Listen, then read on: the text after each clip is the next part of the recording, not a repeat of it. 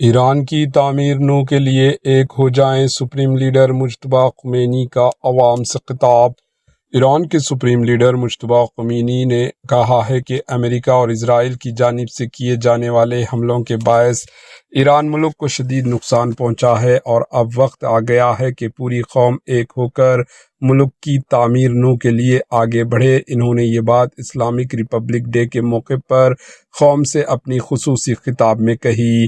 انہوں نے امریکہ اور اسرائیل پر ایران کے خلاف ناجائز اور جارحانہ حملوں کا الزام عائد کرتے ہوئے کہا کہ ان کارروائیوں سے نہ صرف ملک کا بنیادی ڈھانچہ انفراسٹرکچر متاثر ہوا ہے بلکہ ماحولیات کو بھی شدید نقصان پہنچا ہے۔ ان کا کہنا تھا کہ موجودہ حالات میں ایران کو اندرونی ترقی پر توجہ مرکوز کرنی چاہیے اور ایک مضبوط روشن مستقبل کے لیے اجتماعی کوشش کرنی ہوگی۔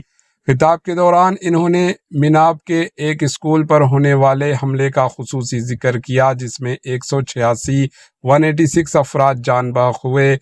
انہوں نے ان شہداء کو خراج عقیدت پیش کرتے ہوئے عوام سے اپیل کی کہ وہ شہری اور دیہی علاقوں میں شجرکاری مہم میں بڑھ چڑھ کر حصہ لیں تاکہ شہداء کی یاد کو زندہ رکھا جا سکے۔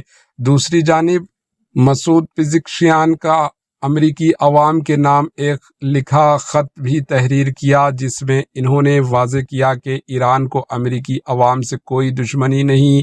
انہوں نے کہا کہ ایران نے ہمیشہ دباؤ اور پابندیوں کا سامنا کیا ہے لیکن کبھی جنگ کا آغاز نہیں کیا بلکہ اپنے ڈیفنس میں اقدامات کیے ہیں۔